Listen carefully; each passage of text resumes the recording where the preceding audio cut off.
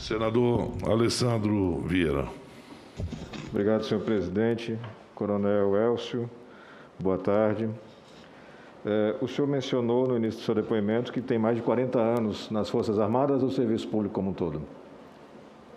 Mais de 39 anos nas Forças Armadas. Perfeito. O senhor ostenta aí, e merecidamente, o broche dos comandos do Exército, correto? Esse que eu estou utilizando é o das Forças Especiais. O senhor pode referir qual é o lema? Qualquer missão, em qualquer lugar, a qualquer hora, de qualquer maneira. Perfeito. Eu pedi porque as pessoas não conhecem bem a simbologia e é importante conhecer que para ter acesso a esse broche que está ali não é na lojinha do Paraguai aqui que a gente vai comprar. É um curso sério e eu tenho certeza que o senhor foi muito bem orientado. Mas isso, ao mesmo tempo, Coronel Elcio, me coloca numa posição difícil, porque é muito improvável que um cidadão com a sua formação, com a sua qualificação e com o senso de missão que o Exército Brasileiro desenvolve, tenha colocado a sua força em direito, em defesa do brasileiro e não tenha apresentado um resultado adequado. Então, se o senhor recebeu em algum momento a missão de comprar vacinas e de defender a vida dos brasileiros acima de qualquer coisa, essa missão não foi desincumbida corretamente.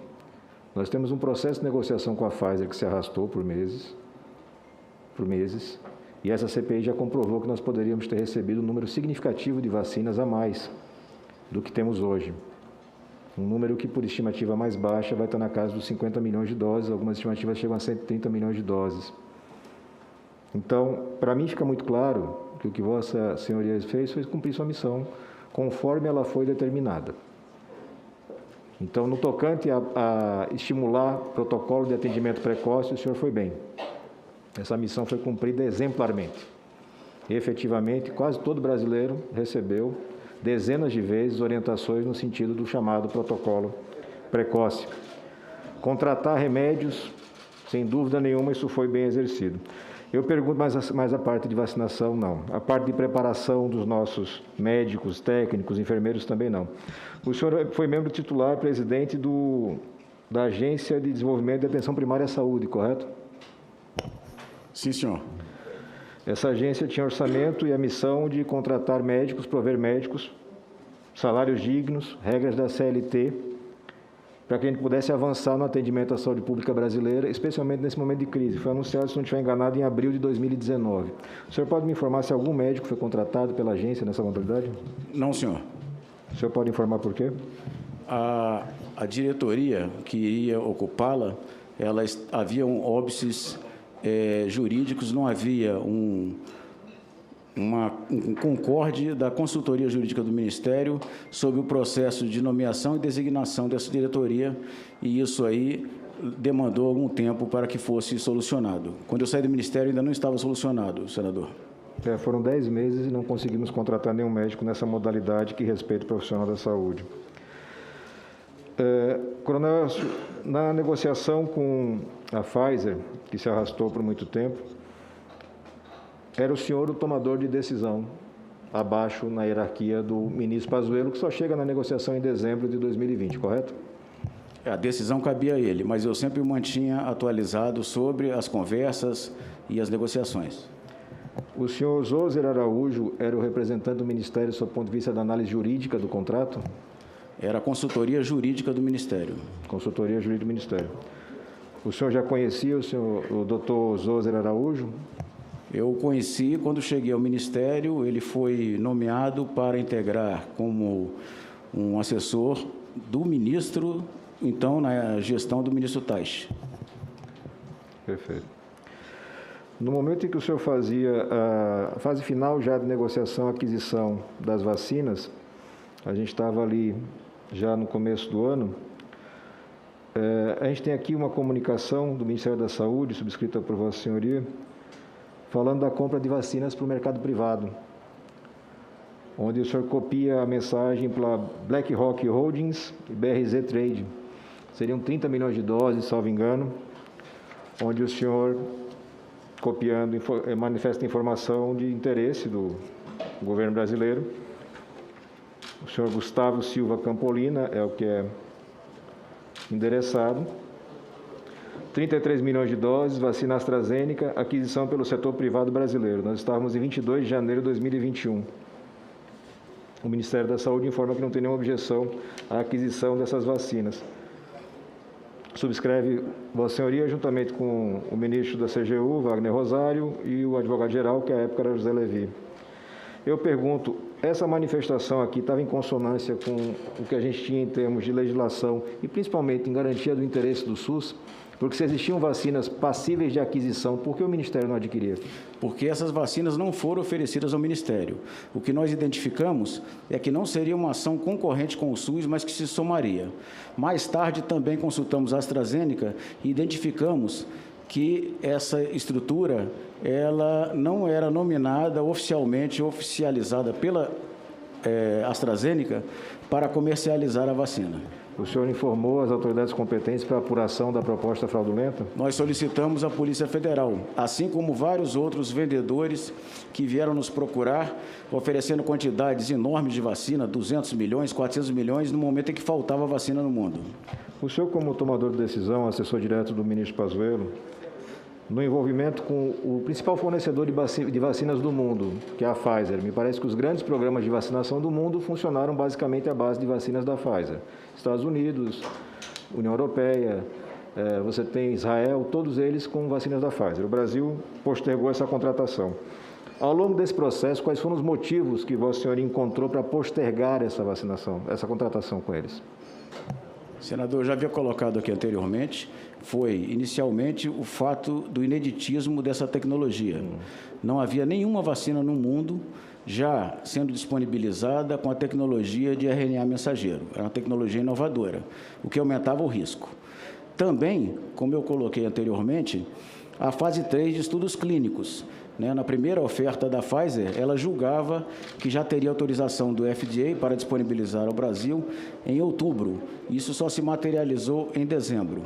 E as cláusulas chamadas leoninas, que ela nos impunha, dentre elas, ela queria que o presidente da República assinasse, desde o memorando de entendimentos, o primeiro, que era vinculativo, para, em 30 dias, assinar o contrato, pedindo pagamento antecipado, e nesse primeiro memorando de entendimentos, ela já dizia que não garantia 100% da possibilidade de conclusão do desenvolvimento e de oferta da vacina. Essa questão que o senhor afirma agora, de pagamento antecipado, aparentemente não corresponde aos documentos que recebemos. O que recebemos é que a proposta da Pfizer tinha pagamento condicionado à aprovação pela Anvisa. O senhor está dizendo que não? O que eu me lembro das nossas conversas com o Carlos Murillo e com técnicos da Pfizer é que eles se comprometiam até a restituir o pagamento antecipado caso a Anvisa não aprovasse. Isso que eu me lembro. Se eu não me engano, era 15% do valor da dose. Eu vou fazer juntada, enfim, destacar, porque já estão aí os documentos mostrando que as propostas tinham pagamento condicionado à aprovação integral pela Anvisa. Coronel Elcio, foi o senhor que determinou o fechamento do Hospital de Águas Lindas, do hospital de campanha? O Hospital de Águas Lindas foi o único hospital de campanha que foi contratado pelo Ministério. Foi realizado um acordo de cooperação técnica com a Secretaria de Saúde de Goiás e a previsão inicial era de funcionamento por 3 meses. A Secretaria de Saúde, Estadual de Saúde de Goiás, ela estava preparando e mobiliando uma estrutura permanente de alvenaria em Águas Lindas e essa é a situação ideal para o hospital de campanha, possibilitar estruturas permanentes. E eles solicitaram a prorrogação desse nosso acordo de cooperação técnica. Ela foi concedida por 30 dias e, em comum acordo, nós encerramos essa cooperação técnica e desativamos o hospital. Nós temos primeiro referir que o ministro Pazuello não sabia do fechamento do hospital e quem tinha determinado, só para deixar registrado novamente.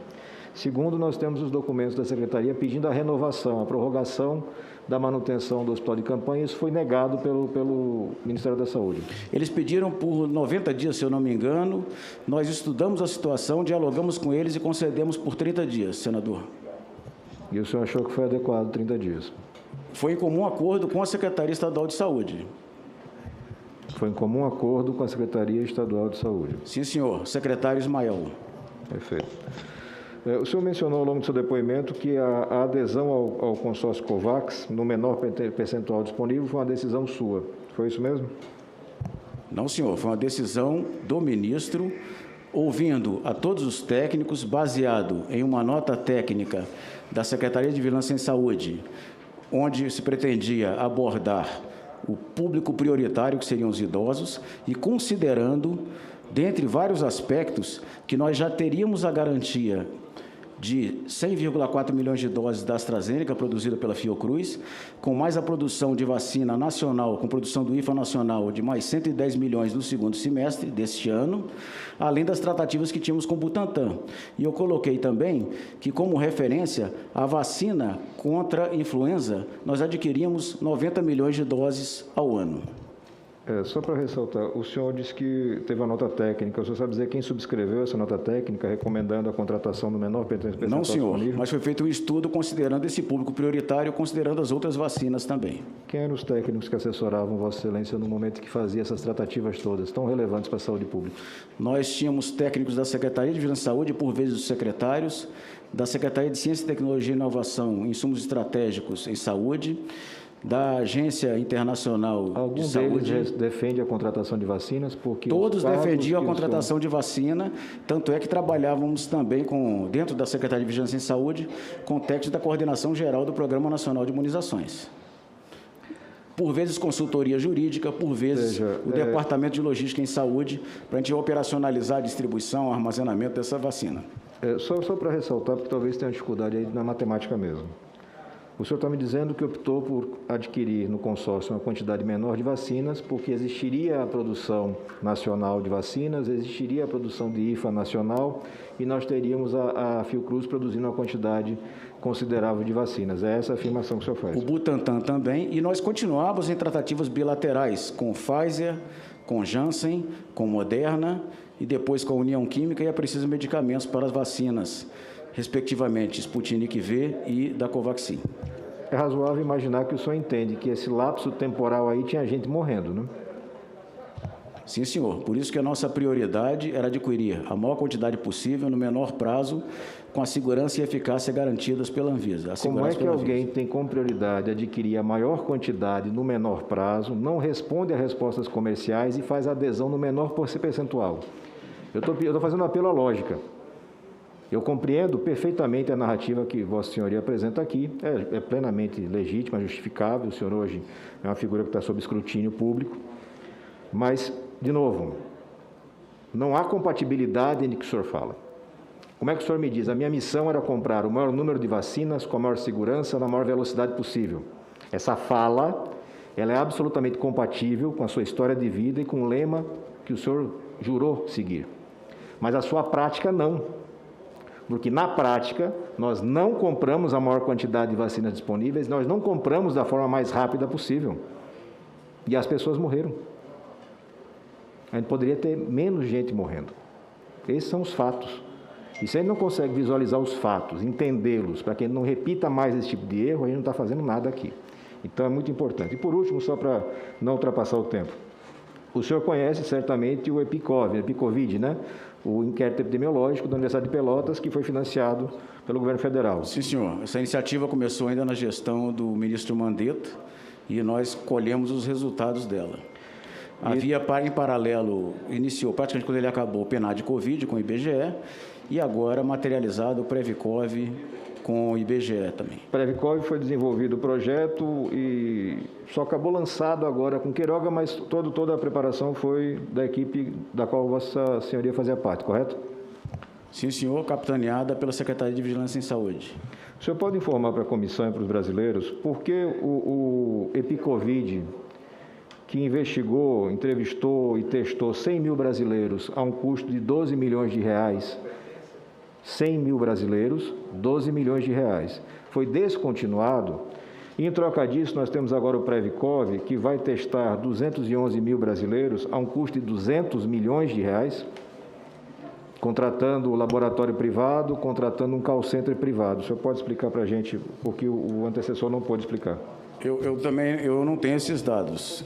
Eu solicito que seja solicitado ao Ministério da Saúde, eu não disponho desses dados, mas o EpiCovid, ele teve como prorrogação o PNAD Covid pelo IBGE. Eu não tenho mais perguntas, senhor presidente, apenas reafirmo. É importante que a fala seja compatível com os fatos. É lamentável que a gente tenha um esforço tão grande por parte de um homem que tem uma carreira séria, brilhante, para tentar tapar o sol com a peneira e esconder o fato concreto, que é de que o governo federal tinha uma outra linha de ataque à pandemia, uma linha que não funcionou, uma linha que não tinha base técnica, e que a equipe que ainda hoje permanece no Ministério é uma equipe que vai contra a ciência consensual no mundo. Parte de princípios totalmente equivocados e imagina que o Brasil 15 segundos. É o único país correto e o mundo inteiro está errado. E, evidentemente, isso não é verdade. Uma boa tarde.